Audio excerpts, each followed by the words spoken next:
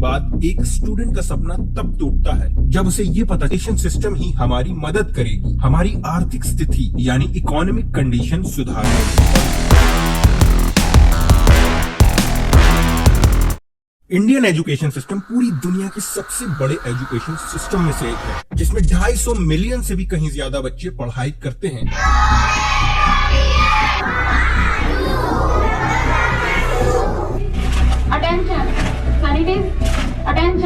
साथ ही दुनिया में सबसे बड़ा फ्री और तो और प्राइवेट स्कूल चेन भी इंडिया में ही है। और तो और हो भी क्यों ना, असल में ये सभी स्कूल मिलकर करोड़ों हिंदुस्तानियों को एक सपना बेच रहे हैं कि पढ़ाई लिखाई करने के बाद ये एजुकेशन सिस्टम ही हमारी मदद करेगी हमारी आर्थिक स्थिति यानी इकोनॉमिक कंडीशन सुधारने में। और ये सपना लोगों को सच होते हुए भी दिखता है जब वो ये देखते हैं कि एक कबाड़ी वाले के लड़के ने इंडिया के टफेस्ट मेडिकल एग्जाम नीट को क्लियर कर लिया, या फिर किसी गार्ड के बेटे ने यूपीएससी क्रैक करके अपनी जिंदगी पूरी तरह से बदल ली। लेकिन सालों की पढ़ाई और कड़ी मेहनत के बाद एक स्टूडेंट का सपना तब टूटता है जब उसे ये पता चलता है कि इतनी मेहनत के बाद मिली डिग्री सिर्फ एक कागज का टुकड़ा है जो उसे नौकरी तक नहीं दिला सकती। हकीकत हो गई कि उत्तर प्रदेश भारत का सबसे बड़ा बेरोजगार युवाओं का राज्य बन चुका है। बहुत संघर्ष से पढ़ा, ट्यूशन पढ़ा के मैं 2012 से ट्यूशन पढ़ा के अभी तक मैं पढ़ाई किया हूँ और मैं कुछ भी हासिल नहीं कर पाया।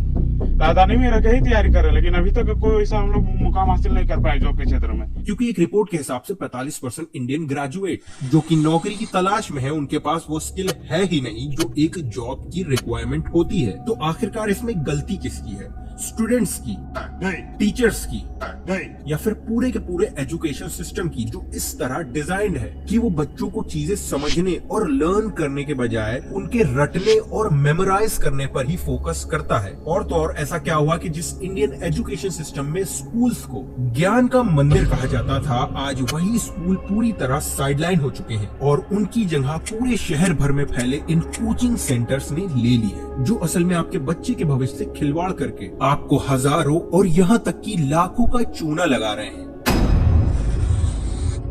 आज से कई सालों पहले जब हमारा देश आजाद हुआ था तो भले ही हमारे देश की जनता खुश थी, पर पंडित जवाहरलाल नेहरू के सत्ता संभालते ही उनके लिए सबसे बड़ा चैलेंज था देश का लिटरेसी रेट। क्योंकि इतनी बड़ी आबादी होने के बाद भी देश में सिर्फ 12% के करीब पॉपुलेशन ही लिखना पढ़ना जानती थी। और इतने कम लिटरेसी रेट होने के पीछे की वजह भी ये ब्रिटिशर्स ही थे, क्योंकि भले ही ब्रिटिशर्स ने ही इंडिया में फॉर्मल एजुकेशन सिस्टम इंट्रोड्यूस किया था, पर उसके पीछे भी उनका अपना ही मोटिव था, ताकि वो ब्रिटिश एम्पायर के लिए ही काम करने वाले क्लर्क्स और दूसरे नौकर प्रोड्यूस कर सकें। इसलिए देश की आजादी के बाद पंडित जवाहरलाल नेहरू ने अपना पहला फोकस एजुकेशन पर ही किया, ताकि पढ़ लिख कर देश की जनता न सिर्फ ये जान सके कि न्यूली फॉर्म्ड गवर्नमेंट उनके लिए क्या कर रही है, बल्कि एजुकेशन हासिल करने के बाद सरकार और जनता मिलकर दोबारा से देश खड़ा कर सके। क्योंकि इससे पहले लोगों को न्यूज़पेपर्स, गवर्नमेंट डॉक्यूमेंट्स और यहाँ तक इंडिपेंडेंस मूवमेंट के पैम्पलेट तक पढ़ना नहीं आता था, जिसका फायदा इतने सालों से अंग्रेज उठा रहे थे और वो नहीं चाहते थे कि पढ़ लिख कर उनके खिलाफ आवाज उठे। इसलिए इंडिपेंडेंस के बाद सरकार ने धीरे धीरे करके पूरे देश भर में एजुकेशन को इनकरेज करने के लिए मिड डे मील स्कीम और बेटी बचाओ बेटी पढ़ाओ जैसी कई सरकारी योजनाएं इंट्रोड्यूस करी। और तो और हायर एजुकेशन के लिए भी IITs, IIMs और एम्स जैसे मोस्ट प्रेस्टिजियस इंस्टीट्यूशन की नींव उसी टाइम पर ही रख दी गई थी।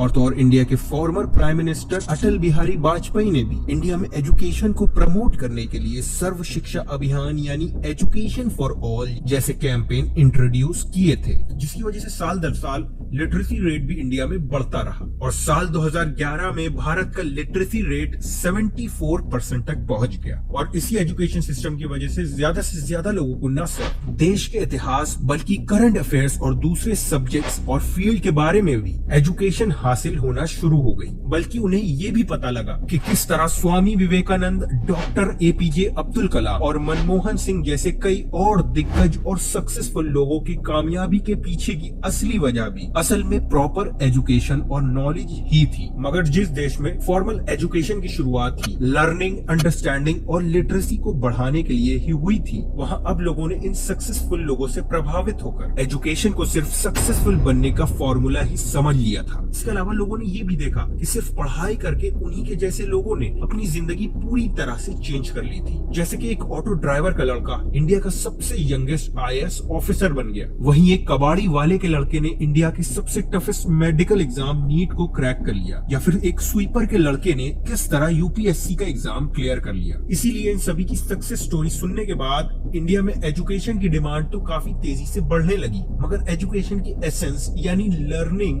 कहीं पीछे छूट गई, क्योंकि इन सक्सेसफुल लोगों और गरीबों की सक्सेस स्टोरी सुनते ही हर एक माँ बाप का भी ये सपना बन गया कि एक दिन उनके बच्चे भी पढ़ लिख कर उनका नाम रोशन करेंगे। फिर क्या था, इंडिया में लोगों ने काबिल बनने की जगह कामयाब बनने के लिए पढ़ना शुरू कर दिया। तो हम लोग पढ़ेंगे, जी लगा के पढ़ेंगे, लेकिन सिर्फ एग्जाम पास करने के लिए नहीं। किसी महापुरुष ने कहा है कि कामयाब होने के लिए नहीं, काबिल होने के लिए पढ़ो। इसी वजह से ही इंडियन पेरेंट्स अपने बच्चों को ज्यादा मार्क्स लाने के लिए फोर्स भी करने लगे, ताकि वो अपने बच्चों से वो सपना पूरा करवा सकें जो अपने लाइफ स्पैन में वो खुद ही पूरा नहीं कर पाए थे। और वो ऐसा करते भी क्यों? आखिरकार वो अपना मेहनत से कमाया हुआ पैसा धड़ल्ले से इन प्राइवेट स्कूल पर खर्च कर रहे थे। जी हाँ, प्राइवेट स्कूल, क्योंकि भले ये इंडिया में सबसे बड़ा फ्री पब्लिक स्कूल नेटवर्क हो, उसके बावजूद भी ज्यादातर पेरेंट्स अपने बच्चों को प्राइवेट स्कूल में ही पढ़ाना पसंद करते हैं, क्योंकि ये प्राइवेट स्कूल अच्छे इंफ्रास्ट्रक्चर के साथ साथ क्वालिटी एजुकेशन, क्वालिफाइड टीचर्स और इनोवेटिव लर्निंग भी प्रोवाइड करते हैं। मगर समाज ये भूल जाता है कि चाहे कुछ भी हो, पर आखिरकार ये प्राइवेट स्कूल असल में एक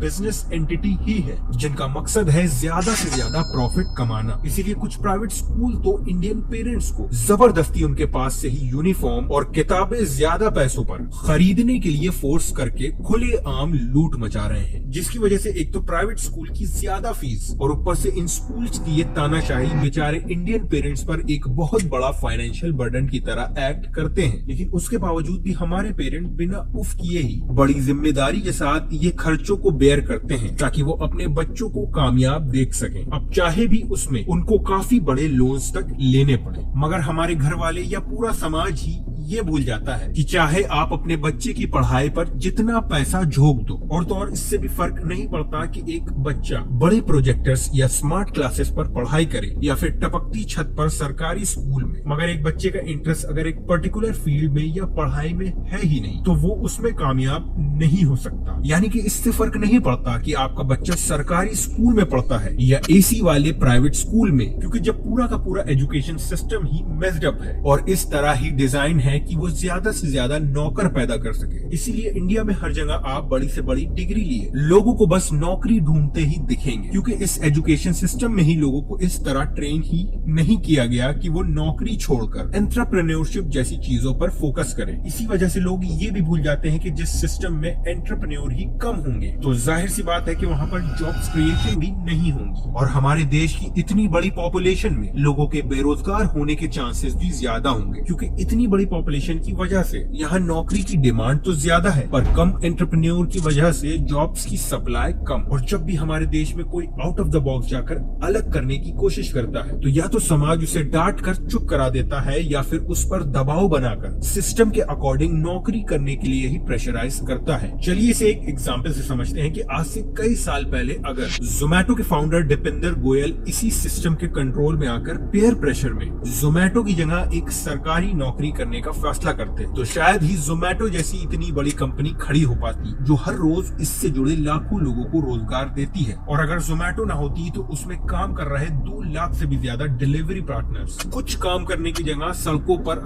हर दूसरे भारतीय की तरह नौकरी की तलाश में ही भटकते रहते। हालांकि ऐसा नहीं है कि समाज को ये नहीं पता कि हमारे एजुकेशन सिस्टम की हालत इतनी खस्ता है कि वो एंटरप्रेन्योर जनरेट कर सके, बल्कि परेशानी की बात तो ये है कि हमारे स्कूल सिस्टम की हालत भी इतनी खराब हो चुकी है कि वो बच्चों को आज के टाइम की नौकरियों तक के लिए तैयार नहीं कर सकते। और इसी परेशानी का फायदा उठाते हैं इंडिया में तेजी से बढ़ रहे ये कोचिंग सेंटर्स। वैसे तो इन कोचिंग सेंटर्स का जन्म इंडिया में एक पर्सनल ट्यूशन की तरह ही हुआ था, जहाँ पर पढ़ाई में कमजोर अपने बच्चों को लोग प्राइवेट ट्यूशन ट्यूशंस लगवाते थे, मगर अब हर एक पेरेंट्स स्कूल के साथ साथ अपने बच्चों को कोचिंग सेंटर्स में भी जरूर एनरोल करवाते हैं ताकि उनका बच्चा सफलता की रेस में कहीं पीछे न छूट जाए। इसीलिए आज पेरेंट्स बढ़ते कंपटीशन की वजह से ही अपने 6th स्टैंडर्ड में पढ़ने वाले छोटे बच्चों को भी इन कॉम्पिटिटिव एग्जाम की तैयारी के लिए इन IIT कोचिंग सेंटर में एनरोल करवा रहे हैं। लेकिन हद तो तब हो गई जब दिल्ली में रहने वाले एक पेरेंट्स तो अपने 2 साल के बच्चे को इन IIT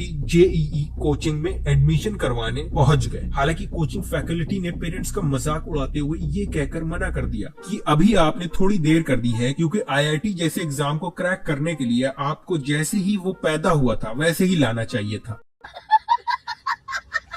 लेकिन इसमें हंसने की कोई बात नहीं है, बल्कि ये तो काफी परेशानी की बात है कि पेरेंट्स सिर्फ इन कंपटीशन एग्जाम को क्रैक करने के लिए कितनी ज्यादा हद तक जा सकते हैं कि वो अपने बच्चों का ही बचपन उनसे छीन ले रहे हैं। और पेरेंट्स का इतना उतावला होने का भी फायदा ये कोचिंग सेंटर्स ही उठाते हैं, जो उनसे भर भर के फीस चार्ज करते हैं। और इंडिया में इन बढ़ती कोचिंग सेंटर्स की डिमांड की वजह से ही कोचिंग इंडस्ट्री में टर्निंग पॉइंट तब आता है जब जियो के लॉन्च होने के बाद और इंडिया में डिजिटलाइजेशन की वजह से ही इंटरनेट कम रेट पर घर घर और गांव-गांव तक पहुंच गया, जिसके बाद कई फेमस ऑनलाइन कोचिंग सेंटर्स भी धीरे धीरे करके इंडिया में लॉन्च हुए और इंटरनेट की ज्यादा रीच की वजह से ही इन कोचिंग प्लेटफॉर्म की भी पॉपुलैरिटी और भी तेजी से बढ़ने लगी, जिसकी वजह से न सिर्फ इन ऑनलाइन कोचिंग सेंटर्स ने और भी ज्यादा फीस चार्ज करना शुरू कर दिया, बल्कि अब गली मोहल्ले में स्टार्ट हुई कोचिंग इंडस्ट्री भी और ज्यादा कमर्शियलाइज हो गई। इसके अलावा इन कोचिंग सेंटर्स की मार्केटिंग स्ट्रेटजीज और बड़े सेलिब्रिटीज के एंडोर्समेंट की वजह से ही ये कोचिंग इंडस्ट्री हद से ज्यादा बड़ी हो गई। इसी वजह से इंडिया में एक एस्टिमेट के हिसाब से ये कोचिंग इंडस्ट्री